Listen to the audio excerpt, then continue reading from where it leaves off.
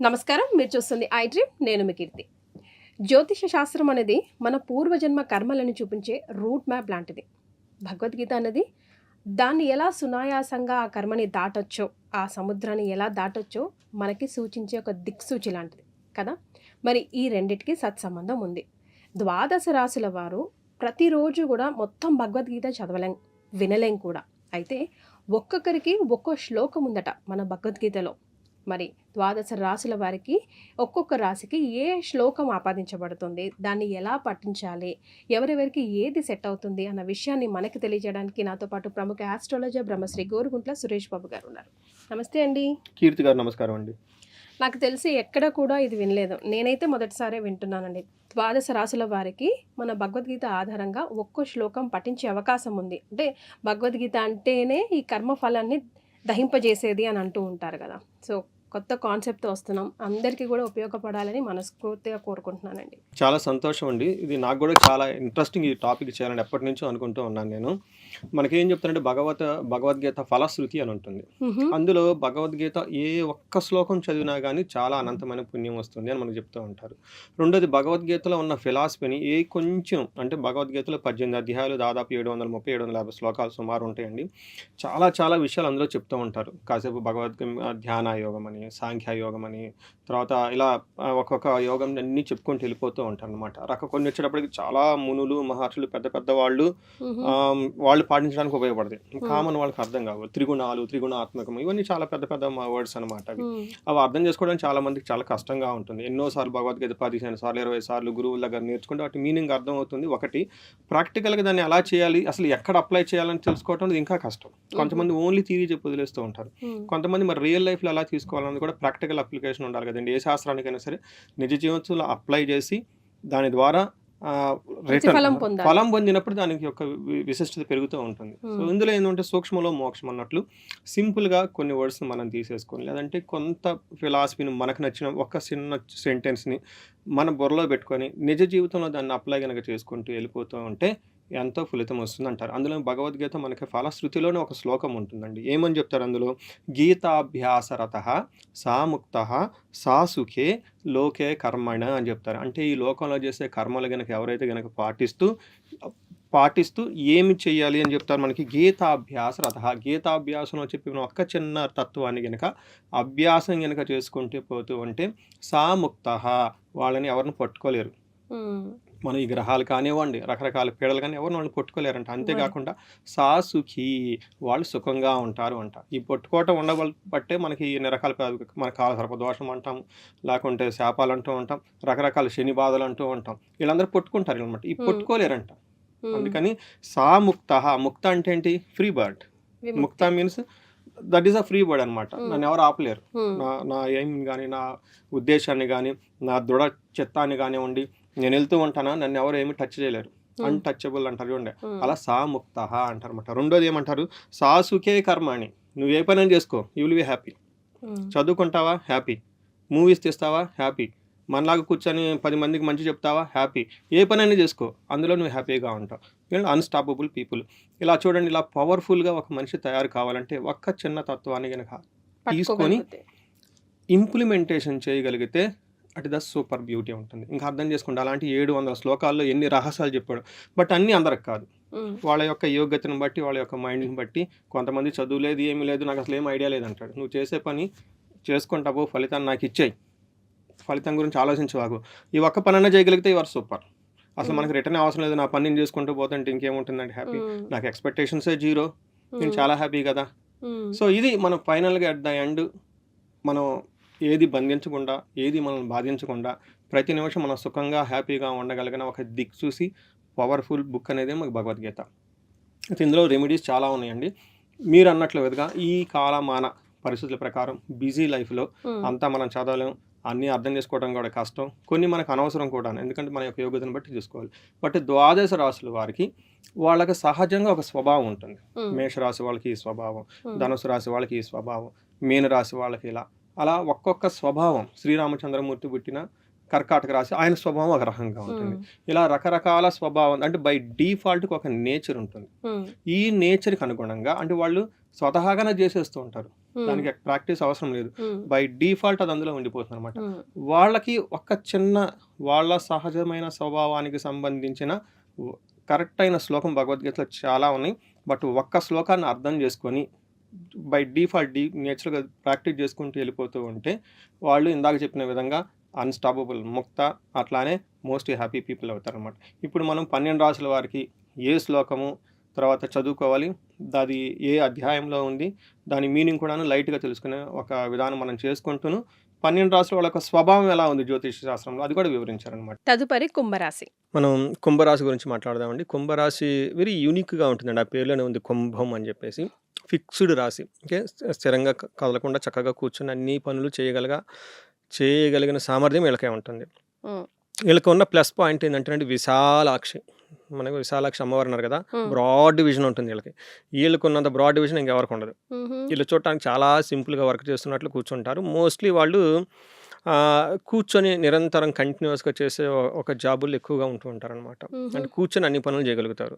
ఇందులో ఉన్న ముఖ్యమైన నక్షత్రం మన శతభిష నక్షత్రం. ఈ శతభిష నక్షత్రం అంటేనే శత అంటే 100, భిష అంటే డాక్టర్స్.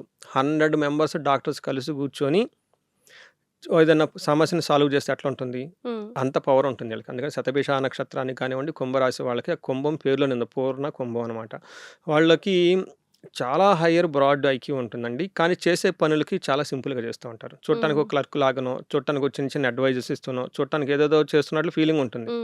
కానీ వాళ్ళు చాలా నైస్ ఇది ఉంటుందన్నమాట.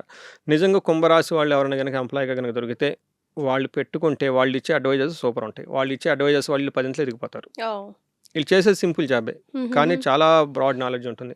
వీళ్ళ పిల్లల్ని కూడా చాలా చక్కగా పెంచుకుంటారు. ఎందుకంటే మంచి ఐడియా ఉంటుంది. ఓకే, పిల్లలు పుడితే ఎలా ఉంటారు, వాళ్ళ ఫ్యూచర్ ఎలా ఉంటుంది, దానికి ఏమి చేయాలి, వాళ్ళకి ఎలా ఇప్పటి నుంచి వాళ్ళని చదివిస్తే బాగుంటారు, ఇలా కుంభరాశి గురించి వాళ్ళు బాగా ఆలోచనలు ఉంటుంది. బాగా చదువుకుంటారు, హైలీ ఎడ్యుకేటెడ్ ఉంటుంది. కానీ వాళ్ళు చేసే ఎడ్యుకేషన్కి వాళ్ళ ఐక్యూకి సంబంధించిన జాబ్ ఎప్పుడు ఉండదు. వాళ్ళకి డిస్సాటిస్ఫాక్షన్ ఉంటుంది. అయ్యో ఎంత ఉందే నాకు, ఎంత చేయలేకపోతున్నాను అనేసి. బట్ దానికి సంబంధించి కుంభరాశి వాళ్ళు ఇందులో మనకు భగవద్గీతలో ఏ విధంగా అడ్రస్ చేశారు, ఏ శ్లోకం ఉందో మనం చూద్దాం.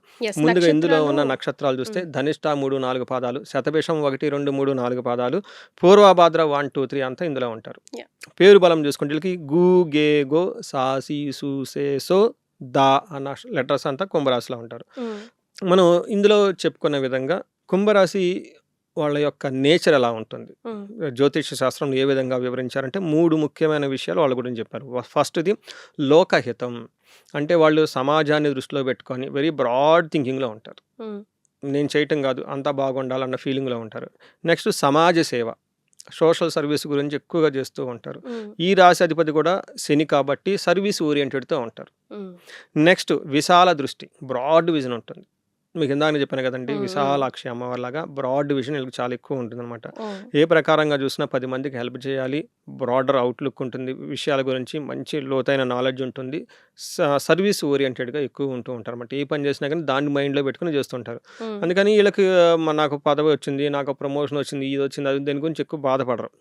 ఏది చేసినా ఇప్పుడు పెద్ద రాజు అయ్యాడు అనుకోండి, ఆయన చేసిన 10 మందికి ఉపయోగపడే పనిలాగా చేయాల్సింది. నేను చేస్తుంది కూడా అదే. కాకపోతే ఆయన ఆడ కూర్చొని చేస్తున్నాను, నేను ఇక్కడ చేస్తున్నాను. బట్ పర్పస్ ఒకటి కదా, అందరూ ఇంపార్టెంట్ అన్న యాటిట్యూడ్తో ఉంటారు. సో ఇలాంటి వాళ్ళకి మనకి భగవద్గీతలో ఫస్ట్ ఏం శ్లోకం అంటే ఇది 3వ అధ్యాయం 20వ శ్లోకం కర్మయోగం. అగైన్ వర్క్ రిలేటెడ్ ఎలా ఉండాలనేది ఈ యోగంలో ఈ ఒక చాప్టర్లో చెప్తాం, ఈ అధ్యాయంలో చెప్పడం జరుగుతుంటుంది. ఇందులో ఫస్ట్ శ్లోకం ఏమంటే కర్మణ్యైవ హి సంసిద్ధం అస్థిత జనకాదయః లోక సంగ్రహమేవాపి సంపశ్యన్ కర్తుమర్హసి. ఇది శ్లోకం.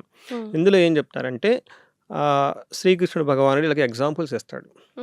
వెరీ ఇంట్రెస్టింగ్ శ్లోకం ఇది, ఎక్కడ ఎవరు బట్ ఈ శ్లోకంలో ఒక ఎగ్జాంపుల్ రియల్ లైఫ్లో శ్రీకృష్ణ భగవానుడే ఇచ్చేస్తాడు.